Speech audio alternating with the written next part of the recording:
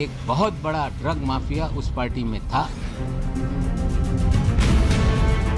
कि समीर दाऊद वानखेड़े ने फर्जी दस्तावेज के आधार पर शेड्यूल कास्ट का सर्टिफिकेट बनवाया।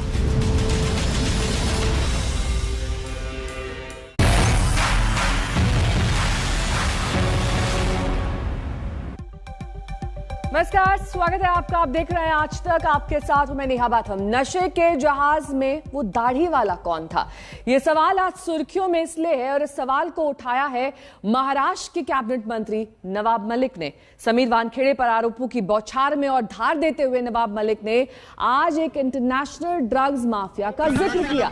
मलिक के मुताबिक जिस दिन आर्यन की गिरफ्तारी हुई उस दिन दाढ़ी वाला माफिया क्रूज पर मौजूद था, लेकिन समीर वानखेड़े ने उसे नहीं पकड़ा। कि ये फोटो ट्वीट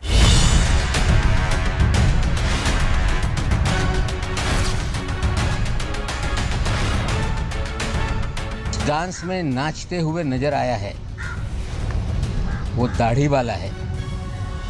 वो दाढ़ी वाला कौन है? जो दाढ़ी वाला है उसकी मित्रता वानखेड़े साहब से भी है।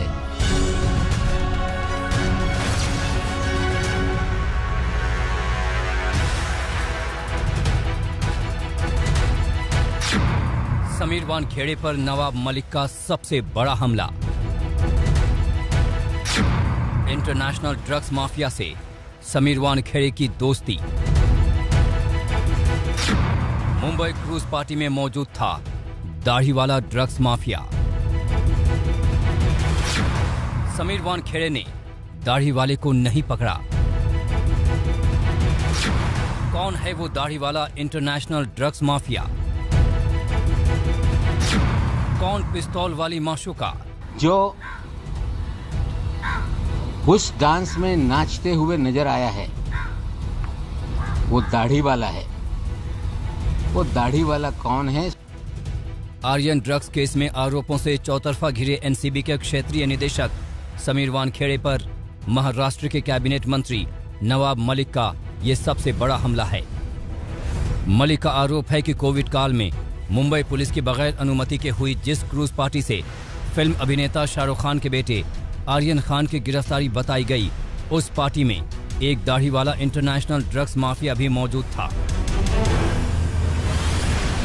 उस जहाज की क्रूज पार्टी में टारगेटेड लोगों की तस्वीरें देकर उन्हें ट्रैप किया गया, लेकिन मेरी जानकारी है कि एक अंतर्राष्ट्रीय ड्रग माफिया उस पार्टी में था। उसकी एक माशूका भी है जो बंदूक के साथ थी। जो उस डांस में नाचते हुए नजर आया है, वो दाढ़ी वाला है। वो दाढ़ी वाला कौन है? सारे एनसीबी के लोग जानते हैं। नवाब मलिक के मुताबिक वो दाढ़ी वाला दिल्ली के तिहाड़ जेल के अलावा राजस्थान के जेल में भी रह चुका है। गोवा में भी उसका ड्रग्स रैकेट चलता है। नवाब मलिक ने कहा कि वो दाढ़ी वाले का नाम अभी नहीं बताएंगे, लेकिन उन्होंने आरोप लगाया कि समीर वानखेड़े से उस इंटरनेशनल ड्रग्स माफिया की दोस्ती है, इसलिए वो छुट्टा घूम रहा है। और हमें लगता है कि इस पूरे खेल में जो दाढ़ी वाला है उसकी मित्रता वानखेड़े साहब से भी है। कुछ अधिकारी मुझे बता रहे हैं कि गोवा में भी उनका बहुत बड़ा रैकेट चलता है, लेकिन जब छापेमारी की बात आती है वानखेड़े साहब उस छापेमारी से भाग लेते रहे। मैं जो लोग आए हैं जांच करने के लिए, मैं सार्वजनिक रूप से उन्हें कहता हूं कि आप क्रूज की सीसीटीवी मंगाइए। नवाब मलिक का आरोप है कि एनसीबी ने क्रूज पर मौजूद करीब 1300 लोगों में से सिर्फ चुन चुन कर उन लोगों को टारगेट किया जिन्हें समीर वानखेड़े टारगेट करना चाहते थे। एनसीबी के लोगों को उनकी तस्वीरें दी गई और फिर ड्रग्स पार्टी के नाम पर उन्हें उठाया गया, लेकिन इंटरनेशनल ड्रग्स माफिया को छोड़ दिया गया। दुनिया का एक बहुत बड़ा ड्रग माफिया उस पार्टी में था। उन्हीं लोगों ने ये पार्टी आयोजित की थी। खेल तो हो गया, लेकिन खेल का खिलाड़ी दाढ़ी लिए हुए क्यों घूम रहा है, इसका जवाब एनसीबी को देना पड़ेगा। नवाब मलिक ने एक बार फिर समीर वानखेड़े के कथित मालदीव दौरे का जिक्र किया और वानखेड़े पर फर्जी केस से बॉलीवुड पर दबाव बनाने का आरोप लगाया। मलिक ने कहा कि पिछले साल एक एफआईआर दर्ज की गई थी, लेकिन किसी की गिरफ्तारी नहीं हुई। उसी एफआईआर के आधार पर दीपिका पादुकोण, सारा अली खान और श्रद्धा कपूर से पूछताछ हुई, लेकिन गिरफ्तारी नहीं हुई। वो सारे लोग जिनको बुलाया गया उनकी गिरफ्तारी नहीं हुई है, उसकी गहराई में जाइए। मैं ये भी कहता हूं कि मालदीव के दौरे को देखिए। उस समय कौन से अभिनेता अभिनेत्री मालदीव में थी, तो जो उगाही का खेल है वो खुलकर सामने आ जाएगा। तो क्या नवाब मलिक के कहने का मतलब ये है कि पहले सितारों को फर्जी केस पर डराया गया और फिर वसूली की गई?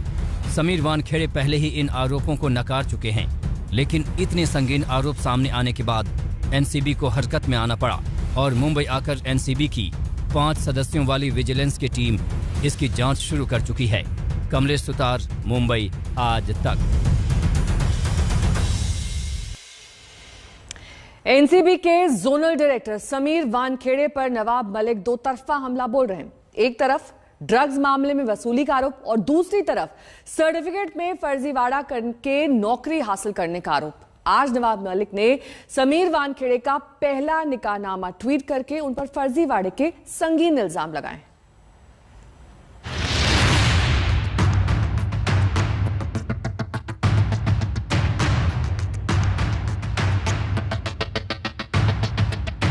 क्या टाइमिंग है। समीर वानखेड़े की जांच के लिए एनसीबी की विजिलेंस टीम मुंबई पहुंचने ही वाली थी कि महाराष्ट्र के मंत्री नवाब मलिक ने आरोपों की गोलंदाजी तेज कर दी। सबसे पहले ट्वीट के जरिए पेश किया समीर वानखेड़े का कथित निकाहनामा और पहली पत्नी के साथ तस्वीर। नवाब मलिक के मुताबिक 8 दिसंबर 2006 को रात 8 बजे अंधेरी के लोखंडवाला कॉम्प्लेक्स में समीर दाऊद वानखेड़े और शबाना कुरैशी का निकाह हुआ था। मेहर की रकम 33,000 रुपए तय की गई थी। इसमें समीर की बहन यास्मीन गवाह नंबर 2 थी। नवाब मलिक ने यह भी बताया कि उन्हें समीर वानखेड़े की शादी की तस्वीर और निकाहनामे को खंगालने की जरूरत क्यों पड़ी। दरअसल महाराष्ट्र के मंत्री का आरोप है कि वानखेड़े मुस्लिम से फर्जीवाड़ा कर दलित बने और नौकरी पाई। देश का कानून कहता है कि कोई व्यक्ति जो शेड्यूल कास्ट को बिलोंग करता हो, एक बार उसने अपना धर्म परिवर्तन कर लिया तो उसे शेड्यूल कास्ट का जो भी फायदा है वो नहीं मिलता। लड़ाई ये है कि गरीब दलित का अधिकार छीना गया और निश्चित रूप से ये हम लॉजिकल एंड तक ले जाएंगे और निश्चित रूप से कानून के तहत कार्रवाई होगी। नवाब मलिक का आरोप है कि समीर वानखेड़े ने बर्थ सर्टिफिकेट में छेड़छाड़ की है, लेकिन उन्होंने जो जन्म प्रमाण पत्र शेयर किया वो असली है। जिम्मेदारी से कह रहा हूं कि ये जो कागजात हमने डाले वो असली हैं, सरकारी ऑफिस का दस्तावेज है। उसमें गौर से देखा जाए तो टेम्पर करके 20 साल के बाद उसमें एक सर्कल लगा के स्टार बनाया गया और अलग से 20 साल के बाद जो नाम का खेल है उसके अंदर भी खेला गया कि समीर दाऊद वानखेड़े ने फर्जी दस्तावेज के आधार पर शेड्यूल कास्ट का सर्टिफिकेट बनवाया और उस सर्टिफिकेट के आधार पर कंपटीशन में बैठे आईआरएस का पद हासिल किया। इससे पहले कल समीर वानखेड़े के परिवार की तरफ से तमाम सर्टिफिकेट जारी कर दिए गए। ये दावा किया गया कि परिवार ने सर्टिफिकेट को लेकर किसी तरह की छेड़छाड़ नहीं की है। पूरे परिवार ने समीर वानखेड़े का जमकर बचाव किया था। ये रोज उठ के एक फर्जी कोई सर्टिफिकेट पेश करते हैं जिसका आके हम खंडन करके हम ओरिजिनल बता देते हैं, तो उधर ही वो पता चल जाता है कि कौन एक्चुअली में फर्जीवाड़ा कर रहा है और कौन एक्चुअली में झूठे झूठे आरोप लगा के उनको फंसाने की कोशिश कर रहा है। और बर्थ सर्टिफिकेट निकालने वाले हो कौन आप? क्या है हक आपके पास किसी ब्यूरोक्रेट किसी की बर्थ सर्टिफिकेट निकालने का? आप क्यों निकाल रहे हो उनकी बर्थ सर्टिफिकेट? संग्राम भीषण है। लड़ाई ड्रग्स पर शुरू हुई थी और पहुंच गई समीर वानखेड़े पर, यानी जांच अधिकारी खुद जांच के घेरे में हैं। वार पलटवार के खेल में कौन सच्चा और कौन झूठा है, फिलहाल ये एनसीबी विजिलेंस टीम की जांच के दायरे में है। मुंबई से कमलेश सुतार के साथ आज तक ब्यूरो। वहीं समीर वानखेड़े पर आरोपों की बौछार के बीच बॉम्बे हाई कोर्ट में एक जनहित याचिका दाखिल की गई है। याचिका में कोर्ट से मांग की गई कि समीर वानखेड़े और एनसीबी के खिलाफ नवाब मलिक की बयानबाजी पर रोक लगाई जाए। Sir, any comment? Sir, you. अरे what questions you are asking? Delhi के एनसीबी दफ्तर में हाजिरी लगाकर कल रात जब एनसीबी के हाई प्रोफाइल क्षेत्रीय निदेशक समीर वानखेड़े मुंबई पहुंचे तो मीडिया के किसी भी सवाल का जवाब उनके पास नहीं था। Nothing. Thank you very much, sir. Sir, any comment? Sir, you. अरे what questions you are asking? Sameer Wankhede के पास भले ही जवाब न हो, लेकिन एनसीबी विजिलेंस टीम के साथ साथ मुंबई पुलिस भी उनकी कुंडली खंगालने में जुट गई है। प्रभाकर सैल के खुलासों को लेकर मुंबई पुलिस ने समीर वानखेड़े और दूसरे आरोपियों के खिलाफ जांच शुरू कर दी है। कल रात प्रभाकर सैल ने मुंबई पुलिस में अपना बयान दर्ज कराया। 25 करोड़ की वसूली को लेकर सैल ने जिन लोगों के नाम लिए और जिन जगहों का जिक्र है उन जगहों का सीसीटीवी फुटेज लिया जाएगा और फिर सैल के लोकेशन से उसका मिलान किया जाएगा। आर्यन केस के गवाह प्रभाकर सैल ने आज तक से बातचीत में कहा था कि उन्होंने केस के स्वतंत्र गवाह किरण गोसावी को सैम डिसूजा से बात करते सुना था, जिसमें 25 करोड़ की डील हो रही थी। इस आरोप का सैल ने शपथ पत्र भी बनवाया है। गाड़ी में इतना ही चल रहा था कि 25 का बॉन्ड डल, लास्ट 18 में फाइनल कर, 8 अपने को वानखेड़े को देना है, 10 अपने को बांट लेना है करके। अच्छा, 25 मतलब क्या? 25 लाख कितना? 25 सीआर, 25 करोड़ रुपया। क्या 25 करोड़ का बॉम्ब डालो? क्या बोला उन्होंने? हाँ, बॉन्ड डाल, लास्ट 18 तक फाइनल कर, 8 वानखेड़े साहब को देना है, बाकी का हम लोग को रखना है। महाराष्ट्र के मंत्री नवाब मलिक का कहना है कि इस केस के सभी किरदार समीर वानखेड़े, केपी गोसावी, प्रभाकर सैल और समीर वानखेड़े के ड्राइवर की सीडीआर निकालकर जांच होनी चाहिए। जो गाड़ी का इस्तेमाल हुआ है 50 लाख उठाने में, गोसावी के घर पहुंचाने में, दोबारा गाड़ी शहर में आई, फिर गाड़ी वापस गई, फिर पैसे से भरा बैग उठाया गया, फिर सैम डिसूजा को वापस दिया गया। हमें लगता है कि अगर इलेक्ट्रॉनिक जांच होगी तो बयान जुटाने की जरूरत नहीं, सारी चीजें सामने आ जाएगी। इस बीच बॉम्बे हाई कोर्ट में एक जनहित याचिका दाखिल की गई है, जिसमें मांग की गई है कि एनसीबी और समीर वानखेड़े पर बयानबाजी करने से नवाब मलिक को रोका जाए। याचिका कौसर अली की तरफ से वकील अशोक सरावगी ने दाखिल की है। हालांकि कोर्ट ने तुरंत सुनवाई से इनकार कर दिया। जो पिटीशन फाइल की गई है उसके अंदर हमने यही मांगा है कि आपको जो कानूनी कार्रवाई करनी है आप करिए, परंतु आप मीडिया को यूज करके किसी को बदनाम नहीं कर सकते। आप उनके वाइफ के बारे में बोल रहे हो, उनके पर्सनल बारे में बोल रहे हो, तो ये और कुछ नहीं है। आपके खिलाफ जो कार्रवाई हुई थी आपके जवाई के खिलाफ, आप उसका एक काउंटर ब्लास्ट कर रहे हो, विच इज नॉट परमिसिबल। शुरुआत ड्रग्स केस में शाहरुख खान के बेटे आर्यन खान की गिरफ्तारी से शुरू हुई थी, लेकिन अब चर्चा में समीर वानखेड़े हैं, उनका निकाहनामा है और बर्थ सर्टिफिकेट। मुंबई से विद्या के साथ आज तक ब्यूरो।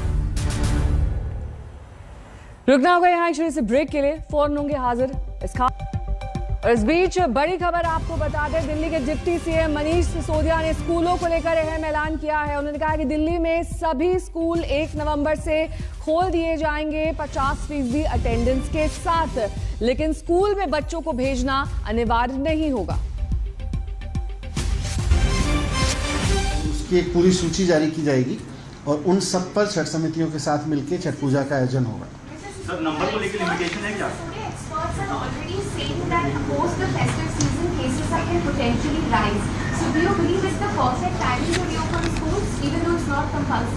नहीं, अभी तो धीरे धीरे खुलना शुरू होगा। अगर कोई प्रॉब्लम होगी तो स्कूल तो बंद किए जा सकते हैं। सर, हर घाट पे नंबर को लेकर लिमिटेशन होगी कि कितने लोग छठ पे आ सकते हैं? उसके बारे में गाइडलाइंस जारी करते जाएंगे।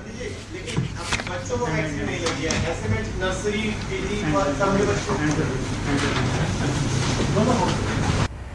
रुकेंगे यहाँ से ब्रेक के लिए, फौरन होंगे हाजिर, देखते रहिए आज तक।